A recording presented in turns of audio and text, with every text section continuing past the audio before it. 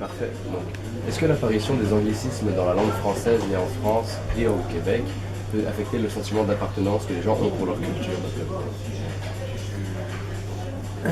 Moi, je pense absolument pas, parce qu'il faut se demander pourquoi on emprunte à des langues. En ce moment, l'anglais, mais dans l'histoire du français, on a emprunté à beaucoup d'autres langues, avec des dominations qui changent. Et c'est d'ailleurs une chose amusante de voir à l'heure actuelle les pamphlets qui sont produits aussi bien en France qu'au Canada. Les pamphlets anti-emprunt à l'anglais pourraient s'appliquer mot pour mot si vous remplacez italien par anglais par ce qui a pu s'écrire au XVIe siècle sur le déferlement des mots italiens en français. Beaucoup de mots dont on ne sait même plus à l'heure actuelle qui sont empruntés à l'italien. Un mot comme violon ou comme balcon, personne n'ira dire c'est un mot italien. C'est un mot devenu français. Donc, je pense qu'il faut avant tout se dire que les emprunts sont des processus naturels. Les langues empruntent. Elles empruntent aux voisins immédiats, quelquefois un peu plus lointains. Mais ce qui a fait le déferlement de mots italiens au XVIe siècle, c'était l'avancée considérable des arts italiens, enfin en particulier des arts, que ce soit la musique, l'architecture, la peinture, etc. Les Italiens étaient très en avance par rapport aux Français. Tout naturellement, en s'intéressant à leur production, on a pris leurs mots. Mais il y a eu, à l'époque, il y a eu des pamphlets, des caricatures dans lesquelles on imite le grand nombre de mots italiens, comme a pu le faire en France dans les années 60. Un pamphlet resté célèbre qui a lancé le mot franglais. C'était écrit par Etiamble, professeur de littérature comparée à la Sorbonne. Et Etiamble fabrique une sorte de concentré d'anglicisme en prenant, par exemple, je me souviens qu'il y a une scène chez le coiffeur et absolument tout ce qu'on se fait faire chez le coiffeur, la coupe, les frisures, etc. Tout porte des noms anglais. Donc il fait une concentration qui ne correspond à rien, personne n'a jamais parlé comme ça. Et par ailleurs, quand on le relit, je crois que ça date de 1963 ou 65, une date comme ça, enfin début des années 60, on le relit maintenant, il y a la moitié des mots qu'on ne comprend même plus parce qu'ils ont disparu. En même temps que les techniques, vraisemblablement, ou bien, s'il s'agit d'activités vraiment utiles, on les a remplacées petit à petit par un mot français. Donc, vous avez parlé justement des emprunts à la langue italienne, parce qu'il y avait un phénomène plus de popularité avec les arts. Est-ce que vous pensez que c'est justement des notions d'esthétisme comme ça qui sont plus utilisées par marketing ou par certaines compagnies? Je pense déjà il y a la question du trou de vocabulaire quand quelque chose émerge. Par exemple, les emprunts, une grande vague d'emprunts à l'anglais par le français, c'est le 19e siècle, parce que, en particulier, alors au moins deux domaines, sans doute d'autres, mais au moins deux que je peux évoquer, les sports, donc tous les mots, tennis, rugby, etc., et y compris les termes utilisés à l'intérieur du sport viennent de l'anglais, parce que le sport nous est d'abord déjà le mot sport lui-même, nous sont venus de Grande-Bretagne. Et puis un autre domaine, ce sont les techniques, en particulier les ferroviaires, les trains. Ce sont les Anglais qui ont inventé les trains et en même temps on leur a pris un certain nombre de termes. Donc il y a quand même un très fort facteur, avant même le marketing, il y a un très fort facteur d'inventivité dans un domaine d'un pays. Donc les emprunts, ils sont quand même... le français a emprunté aussi à l'allemand, par exemple, et ce qu'on a emprunté à l'allemand, ce sont des termes de guerre. Donc les anglicismes sont un peu témoins d'une société qui change, ou du moins qui Oui, c'est ça.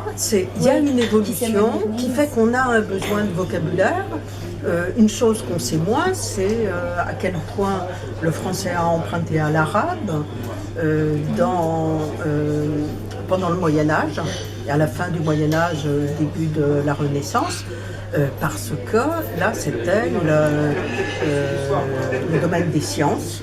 Les sciences arabes certaines sciences étaient très en avance par rapport à l'ensemble de l'Europe d'ailleurs. Ce qui fait qu'on a tous des mots comme algèbre, ça vient de l'arabe, chiffre, ça vient de l'arabe, et ainsi de suite. Alchimie, il y a beaucoup, zéro vient de l'arabe. Mais donc justement le fait de s'approprier les mots d'une langue étrangère dans le quotidien, est-ce que ça peut favoriser ou nuire au développement d'une identité de groupe ou individuelle? Alors, moi je pense pas que ça touche beaucoup les questions d'identité parce que c'est beaucoup plus rare. Vous voyez, chaque fois j'ai évoqué des domaines comme les arts, le sport, la technique, la science. Et dans la vie quotidienne, il y en a quand même. Par exemple, jupe vient de l'arabe. Alors, vraisemblablement, c'est une question de façon dont on s'habillait. Les femmes européennes portaient des robes et jamais des jupes. Et je ne sais plus d'ailleurs quelle est l'époque de l'emprunt. Mais on emprunte en général les mots avec les choses. La tomate vient d'Amérique du Sud, je ne sais plus de quelle langue, parce qu'on ne connaissait pas la tomate ici. Donc quand la tomate arrive, il n'y a que deux stratégies possibles. Soit on emprunte le mot, c'est le cas de tomate, soit ce qu'ont fait les Italiens qui appellent une tomate pomodoro, c'est-à-dire pomme d'or. Donc ils ont fait une métaphore. Mais quand on a besoin d'un mot nouveau, il n'y a pas 36 façons de les fabriquer. Hein. Soit on les emprunte, en les adaptant plus ou moins. Il y a plein de mots dont on ne sait même plus qui viennent d'ailleurs. Par exemple, le mot paquebot, le mot français paquebot, personne n'est capable de le ramener à l'anglais packet boat. Donc, on emprunte le mot et on l'adapte plus ou moins à la phonologie du français. Soit on crée une métaphore, comme pomodoro. Mais voilà, le choix fait par les Italiens a été complètement différent du choix fait par la plupart des autres langues, puisque en allemand, en anglais, en français, on a la tomate. Donc l'emprunt adapté. Il n'y a que ces deux stratégies-là. Hein. On ne fabrique pas à partir de néant. Bien sûr, bien sûr. Mais en France, d'après vous, quelles sont les strates sociales ou les milieux sociaux qui utilisent le plus d'anglicisme? Alors, ça c'est dans la vie quotidienne, on a quand même un certain nombre d'anglicismes. Que ce soit le stop sur les routes, le week-end. Ici, on n'a pas l'idée de partir en fin de semaine. Si vous dites ça, personne ne comprendra ce que ça veut dire. Donc on en a un certain nombre.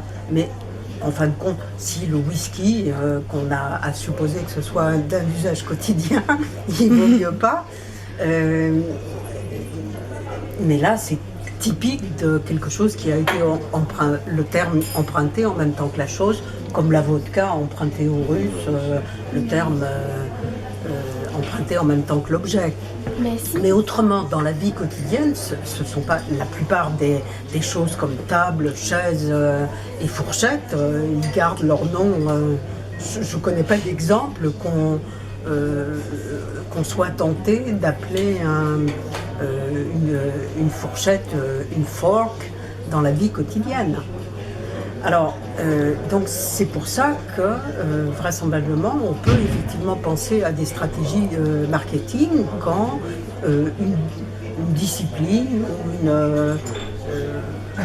peut-être une science, en tout cas un domaine de travail se met à emprunter massivement avec l'idée plus ou moins formulé d'ailleurs, qu'effectivement c'est une façon de montrer à quel point on est moderne, à la pointe du progrès et ainsi de suite.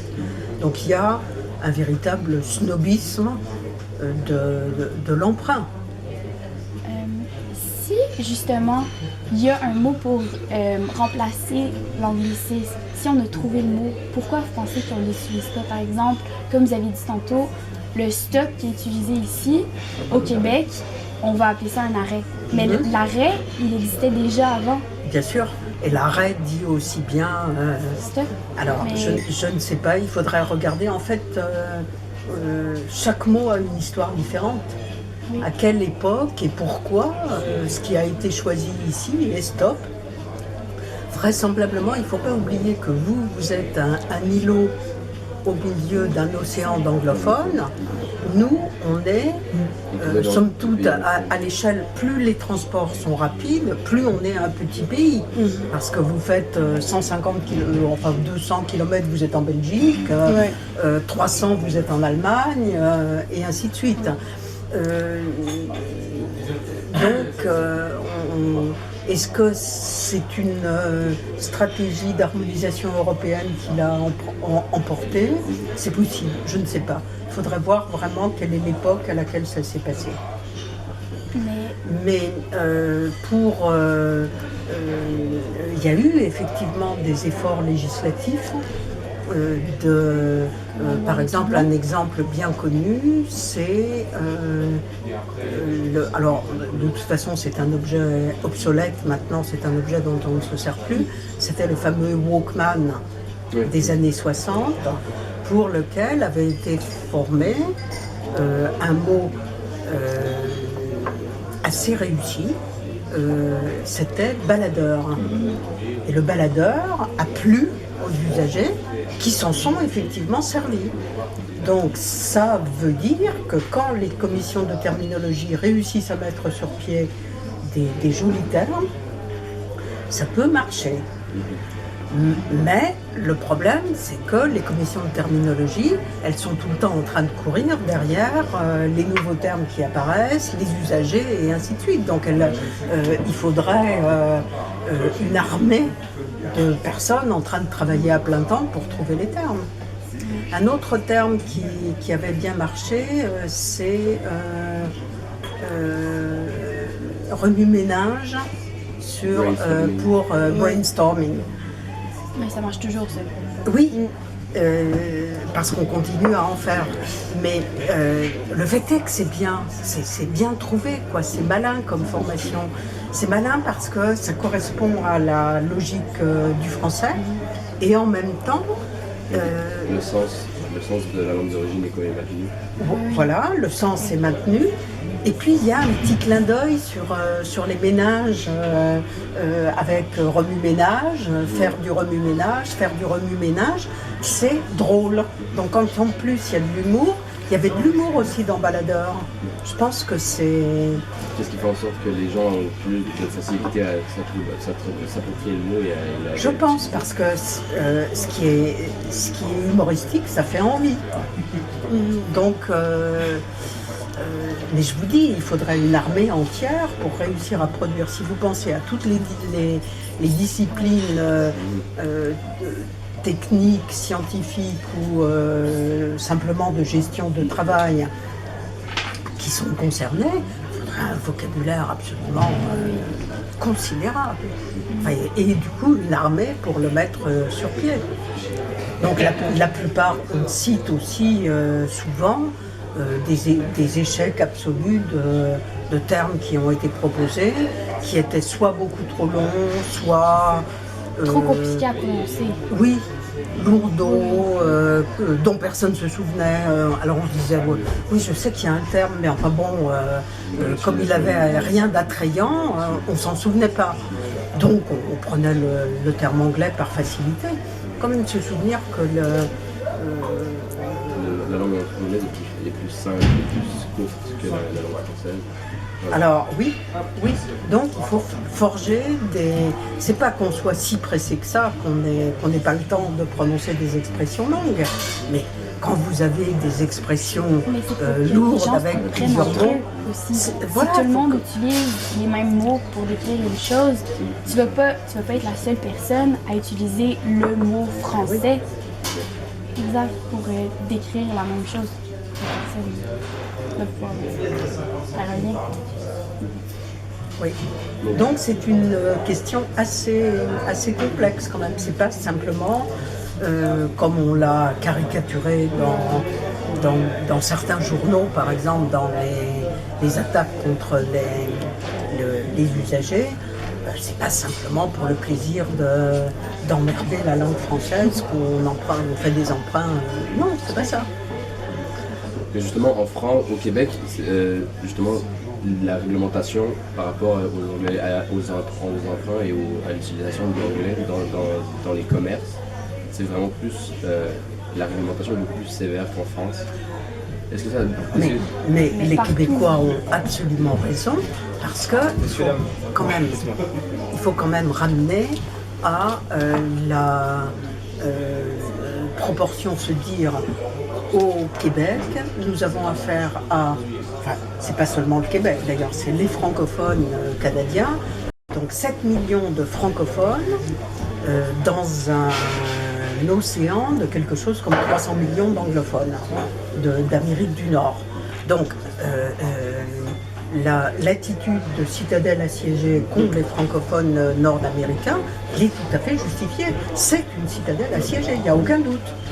Et on peut être certain que sans la loi 101, sans tous les efforts de législation qui ont été faits au Québec, soit on ne parlerait plus du tout français, en particulier si tous les nouveaux immigrants passaient radicalement à l'anglais, on parlerait quasiment plus français, enfin on parlerait français à la maison, ce qui, tout le monde le sait, est une très bonne façon de préparer l'abandon du français.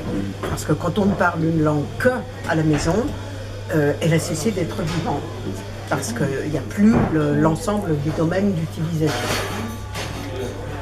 Donc les Québécois ont très bien fait. Dans le détail, j'en sais rien, hein, je ne sais pas s'ils sont bien pris, mais il fallait une législation énergique. En France, on a un problème complètement différent. Nous sommes 65 millions de francophones.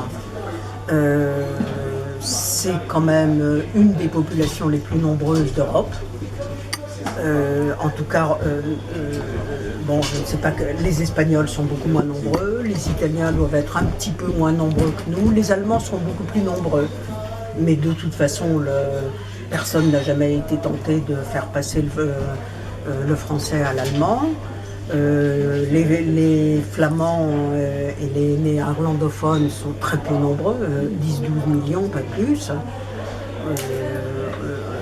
Pays-Bas, enfin peut-être 15 millions Pays-Bas et puis l'Angleterre, elle est quand même de l'autre côté de la Manche. Donc le danger, il n'est pas présent, il n'y a pas de danger.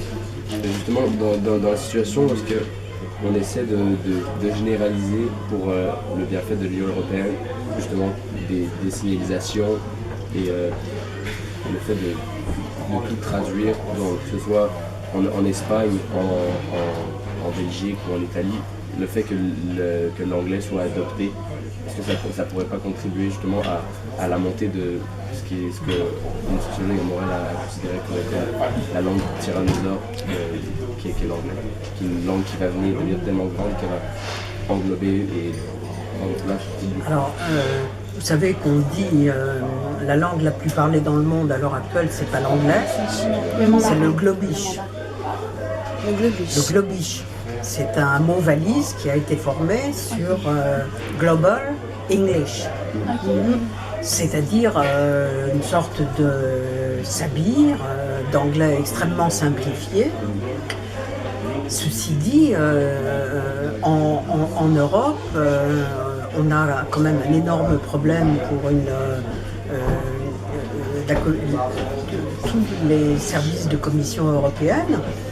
L'énorme problème, c'est le nombre de langues. Donc, dans quelle langue on va ça a été dans les années 60, l'Europe s'est déchirée sur ces questions. C'est-à-dire que les uns disaient oui, mais ma langue à moi est très parlée. Elle est très apprise.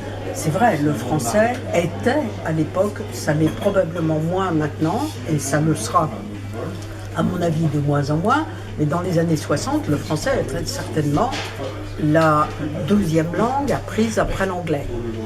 Maintenant, ça serait certainement l'espagnol. Donc les Français considéraient qu'ils avaient un bon argument pour dire le français doit être considéré comme l'une des langues de l'Union. Et à ce moment-là, il y a les Espagnols, non, les Allemands et les Italiens qui ont dit oui, mais nous, on est des peuples très nombreux. Effectivement, à l'heure actuelle, les Allemands, avec l'Allemagne réunifiée, les Allemands sont 80 ou 90 millions. C'est le peuple le plus nombreux d'Europe. Donc il n'y a aucune raison que l'allemand n'ait pas également un statut. Et à partir du moment où ça commençait comme ça, il y en a d'autres qui ont dit pourquoi pas l'espagnol et pourquoi pas le... Donc impossible de faire un... Par ailleurs, quand on sait combien coûtent à l'Union européenne les frais de traduction, c'est absolument considérable. Et on ne peut pas s'empêcher de se dire que ce serait peut-être plus utile de faire des investissements, je ne sais pas, dans des universités, dans des infrastructures, dans des hôpitaux, etc. Donc, je ne dis pas que je n'ai pas de solution miracle, mais je dis qu'il y a une vraie question qui se pose. Est-ce que l'Union européenne a envie de continuer à avoir son budget le plus important qui s'engouffre dans les frais de traduction? C'est une vraie question. Donc c'est vrai qu'il n'y a pas 36 solutions. La réalité de l'Europe, c'est le plurilinguisme. Alors moi, j'aurais préféré que l'Europe aille vers une solution effectivement plurilingue, par exemple, où on se dise... moi, ça me fait mal au cœur quand je vois un Italien parler avec un Français en anglais, par exemple.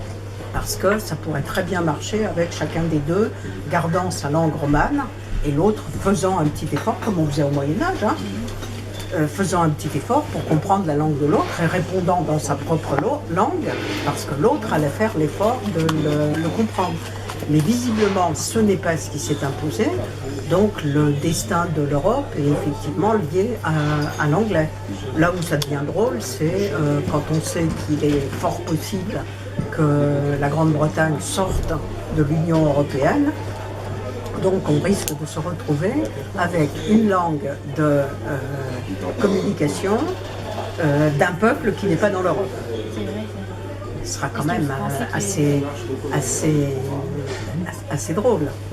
Alors sinon, pour les emprunts, à l'anglais encore, la France est quand même l'un des pays qui fait le plus d'efforts de commission terminologique. Par exemple, je crois qu'on est l'un des seuls pays dans lequel on n'ait pas adopté le mot computer, alors qu'en allemand, en italien, en espagnol, on adapte, nous on dit ordinateur, tous les autres disent computer. Donc il y a quand même un réel effort fait en France. Pensez-vous qu'au Québec, ou même en France, l'évolution de la langue va faire en sorte que le français va davantage porter vers le franglais avec justement l'utilisation de nouveaux termes? Si les règles ne s'assouplissent pas? Moi, je pense que, en tout cas pour une langue aussi parlée que le français, avec évidemment beaucoup plus de danger. Les défenseurs du français pur et sans contact, c'est pas l'anglais, c'est l'arabe. Parce qu'il y a de très nombreux emprunts à l'arabe. Et ça, c'est un point sur lequel est très intéressant d'ailleurs, complètement différent entre Montréal et Paris. D'ailleurs, Est-ce que ça vient Moi, de la proximité? je travaille, j'ai un projet en France sur la langue des jeunes. Et quand je fais écouter des passages à des Canadiens, ils ne comprennent pas. Oui, non, c'est sûr. Est-ce que c'est la proximité justement avec le Moyen-Orient? Non, pas du tout. C'est la présence d'une immigration Ouais, arabophone. Oui. Très important. Alors, arabophone d'origine, parce que les jeunes qui se disent, si vous les interviewez, ils disent ouais, je parle arabe. Vous essayez de parler en arabe avec eux, enfin, pas moi parce que je ne parle pas arabe, mais j'ai plusieurs thésards algériens qui me disent, mais très très peu, ils savent des formules, ils savent dire bonjour, ou ils comprennent. Ça, c'est beaucoup plus fréquent, ils comprennent. Mais ils ne parlent pas arabe, ce qui n'est pas tellement étonnant, parce qu'ils sont quand même élevés dans l'école française a été historiquement et continue à être un véritable rouleau compresseur des langues. L'école française a quand même réussi à tuer absolument toutes les langues régionales qui survivent à peine. Donc le français sait s'imposer quand on y met les moyens d'ailleurs, ce qui n'est pas toujours le cas dans les banlieues parisiennes. Mais il n'empêche qu'ils ont un certain nombre de mots. D'ailleurs moi, à force de travailler sur des corpus de français, j'ai appris un certain nombre de mots arabes. Je ne sais évidemment pas l'arabe, mais je sais plein de mots arabes. Parce que les jeunes les utilisent, et pas seulement ceux d'origine. Là, pour le coup, on voit l'importance du modèle, de la source à laquelle on emprunte. Pourquoi est-ce que l'arabe peut constituer un modèle? Un effet de mode? Un effet de mode? Un effet de mode, mais pourquoi ça fait mode? En fait, c'est très vraisemblablement, c'est le modèle anti-école, résistance à l'école. C'est-à-dire en affichant des mots arabes, on montre qu'on n'est pas soumis au modèle français. Donc, c'est la vie, l'emprunt. L'emprunt, c'est la vie. C'est pas du tout... C'est ce qui fait en sorte la vie des langues, c'est ça. C'est une certaine ouverture. c'est ce qui fait en sorte Oui. que la langue demeure vivante, justement. Oui, absolument. Donc, en même temps, il faut surveiller qu'il n'y ait pas... Là où on aura lieu de s'inquiéter, et ça peut arriver au Québec, dans ce qu'on appelait le joual dans les années 60, il y avait quand même des gens, quand vous les entendiez parler, il fallait se persuader qu'ils parlaient français. Hein. Mais justement, parce que ça atteignait les structures. Là, il y a lieu de s'inquiéter quand ça atteint les structures. Quand les gens se mettent à vous faire des tours de phrases du genre la personne que je te parle de, donc, sur le modèle I'm talking about ou I'm talking of, là il y a lieu de s'inquiéter, parce que ça veut dire qu'ils ne font plus la barrière entre la langue française d'un côté et la langue anglaise de l'autre. Mais ça c'est extrêmement minoritaire, hein, et ça arrive dans des milieux totalement anglicisés. Et généralement chez des gens qui ont un niveau d'études très bas. Donc ça aussi, ça plaide pour élever le niveau d'études de l'ensemble de la population. Moi, je pense aussi que le problème vient quand les formules anglaises, donc les anglicismes, que ce soit les emprunts ou, comme vous avez dit, la personne que je te parle d'eux, viennent dans les propos écrits. Parce qu'il y a une différence entre l'oral et l'écrit. La langue orale et la langue écrite. Oui. Quand on commence à laisser des traces derrière. Ça dépend où. Hein. Est-ce que vous avez entendu parler du chiac à Moncton? Oui. Non. Pas moi. Vous devriez vous renseigner là-dessus. C'est extrêmement intéressant, le chiac. Alors le chiac, c'est une langue des jeunes, une forme de langue des jeunes qui a produit, il y a un personnage qui est extrêmement connu, d'ailleurs plein de gens le connaissent en Europe, moi je le connais évidemment par mes séjours à Moncton, donc je l'ai connu il y a 20 ans, et maintenant tout le monde le connaît parce que ça passe à la télé. Le personnage, il s'appelle Acadiman, donc il est le first hero acadien, ou même le first Acadian hero, le first, donc français, mais c'est une langue complètement anglicisée. C'est une langue des jeunes, donc les jeunes, les gamins de 15-18 ans s'amusent beaucoup avec ça. Tout l'enjeu, c'est de savoir qu'est-ce qu'ils font une fois devenus adultes, est-ce qu'ils continuent à parler comme ça, est-ce qu'ils transmettent ça à leurs enfants, ou bien est-ce qu'ils se mettent à parler un français.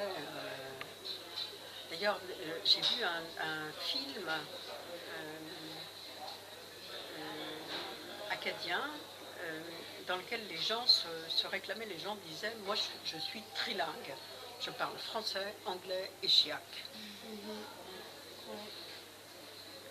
Je vous assure que c'est très intéressant et ça a à voir avec votre sujet, hein, la question du chiac, vous devriez vous y intéresser. Il y a une écrivain, alors moi je dis écrivain, les Canadiens diraient sûrement écrivaine, acadienne qui s'appelle France Daigle, qui est quelqu'un d'extrêmement connu, elle est même connue ici, c'est tout dire. C'est vraiment une... elle a écrit un roman que j'ai trouvé passionnant, qui s'appelle Papyre, dans lequel elle discute cette question du chiac, c'est-à-dire il y a un couple dans lequel l'homme parle chiac, la femme récuse le chiac, et ils ont constamment des discussions pour l'éducation des enfants. Elle lui reproche de montrer un mauvais modèle aux enfants avec son chiac, et lui est d'accord, mais en même temps il n'arrive pas à se déprendre du chiac. C'est une question très intéressante. Mais là, pourquoi ça se produit? En fait, ils sont issus tous les deux de milieux différents. Lui est d'un milieu beaucoup plus populaire et totalement anglicisé. Donc effectivement, il y a la question, elle n'est pas... mais je vous dis, elle est quand même beaucoup plus... pour le coup, elle se pose pas du tout en France, un peu moins au Québec, beaucoup plus dans les régions minoritaires comme le Nouveau-Brunswick. Et par contre, au Nouveau-Brunswick, on voit une région comme celle de Caraquet, où les gens sont francophones, donc sur la baie des Chaleurs, francophones à 90%, aucun problème d'anglicisation. Est-ce que vous pensez que c'est mieux vu d'utiliser les anglicismes ici Je vous entends pas bien. Oui. Avec le bruit. Est-ce que vous pensez que c'est mieux vu pour un professionnel d'utiliser des termes des anglicismes qu'au Québec? Ici? En France, oui.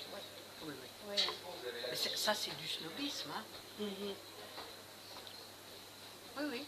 C'est-à-dire les gens ont confusément, hein, je pense pas qu'ils seraient capables de le théoriser si vous leur posiez la question, si vous disiez mais enfin pourquoi vous utilisez ce mot en anglais alors que le mot français existe. Je ne pense pas qu'ils seraient capables de produire, c'est-à-dire qu'ils n'y réfléchissent pas. Mais c'est incontestable que pour avoir l'air dans le coup... plus éduqué, peut-être? Oui, ou plus technique, plus performant. Je suis un expert. C'est une façon d'afficher une expertise. Oui. Mais effectivement, c'est de l'ordre de la mode, le snobisme, etc. Ça change évidemment rien, ça change la façon dont on se présente. D'ailleurs, même marketing, on le dit en anglais. Ouais. là j'ai sous les yeux, je regarde juste devant moi un magasin là, qui va ouvrir au mois de mars.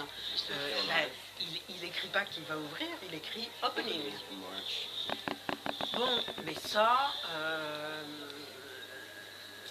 d'ailleurs la marque qui est je crois que c'est une marque japonaise, Superdry, et qui s'appelle Superdry. Bon, donc un magasin japonais ouvre une boutique en France et dit opening, voilà. Et justement, est-ce que par rapport à ça, est-ce que ce ne serait pas un exemple justement d'américanisation, justement le fait que même des compagnies qui sont étrangères prennent des noms qui sonnent anglophones, justement comme stratégie de marketing? Mais c'est pour que tout le monde comprenne. Aussi, Paris, c'est l'une des villes les plus visitées au monde. On veut que des gens de partout puissent comprendre. Oui. C'est-à-dire là, on a incontestablement un effet de la globalisation. Les gens voyagent partout dans le monde. Oui, il faut se mettre... du coup, d'ailleurs, la généralisation de l'anglais a très certainement entraîné des déclins d'autres langues étrangères. Moi, je vois dans les universités les départements d'allemand, d'espagnol, enfin de tout sauf l'anglais, rétrécissent année après année. Bon, et encore, même les professeurs d'anglais que je connais ne sont pas ravis de la situation parce qu'ils disent, à partir du moment où l'anglais est la seule langue étrangère, ça cesse d'être une langue, ça devient un outil. C'est-à-dire que les gens, c'est un outil. Donc les gens ne la considèrent plus comme une langue avec les subtilités d'une langue et puis tout ce qu'on met derrière, la culture, la littérature, etc. Ça devient un outil. C'est pour ça que je disais, la langue la plus parlée, c'est le globish, c'est pas l'anglais.